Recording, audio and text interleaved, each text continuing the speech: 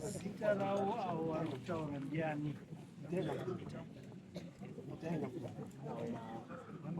naona matambudziko arikuwana uma kana malenga basi kwani kwendisi kama kwenda kwa watu shaka baba kuya kuno bila tambula uri apa yangu para nechifambo wanezifambo chizuri para kuno kumuswa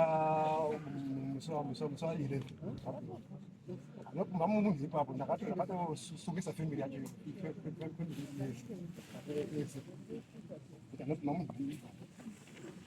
asi patakapanakupataka vanobuda padani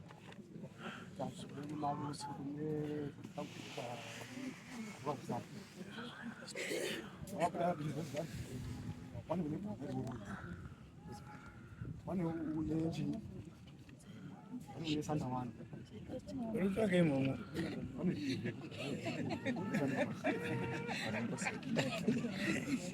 Angana nogara uroyo nayo nemashira anoshandiswa kumandowa kana dzapfuma chese changanaka chese une zvirume zvitatu chirume zvinokanisa vanhu varume zvisikazvichaniswa futi vana vasikana une pfumo raanoshandisa kudaisa ndiro wanhu udaisa ndiro wanhu kune nyoka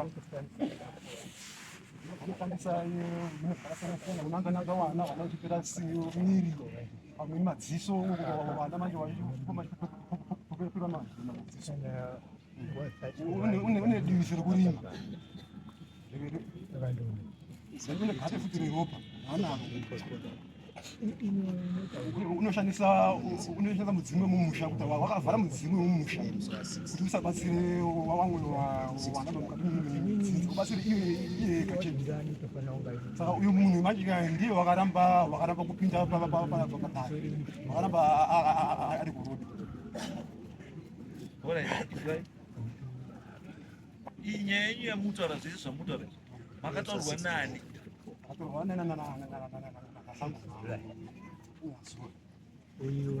Pamakataurirwa anga aripo here baba? Anga aripo asi wakaramba kupinda yakabvaramba ari kurudi. Sabhuku ndikati akatomunyengera aronyengera kuti vakatsika mazira akati cheche 70k haibvumi asi apa manditisagona manenge vakandokubata kuti iwo ndiwane zvinhu zvacho zvese izvo zvikonisa kuti zvitambudzike pfumba zvisabatana nepfuma kana izvo mudzimba umo izwai zvinoitika bambosuka nyaya inoitika kaba ndeyekuti ndiyo ndachitaura nenyaya yemaraitsi andi munhu wese ane maraitsi ake anofanira kurespect is prescribed in the constitution yenyika. Munhu ane freedom of worship, ane freedom zvakawanda ane right to that. Saka isusu danho rino iri zvatokwanisa kuita hatikwanisi kumanikidza munhu chitendero chaasingadi kana kuti timanikidze munhu kuti aite zvinhu zvisingaenderani nechitendero chake. Asi what you can actually do ndezvekuti tinokwanisa kutaura nechechi yacho, tinombodawo munhu wako. Kune nyaya iri kuno yatoti agadzisa, kana apedza kugadzisa nyaya udzoka kemucheka kodambudziko ratinaro ndekuti vanhu vakawanda vakuhwanda nechii kuti chechi yangu haidi zvakati, chechi yangu haidi zvakati. Asi wamwe wanhu wachifa kukwara nezvinhu zvinhu zvangachidi munhu zvanenge achiziva. Saka ini ndikuti panapa ndine Seventh-day Adventist munopindira kupi? apara chechi Mupinda mapara.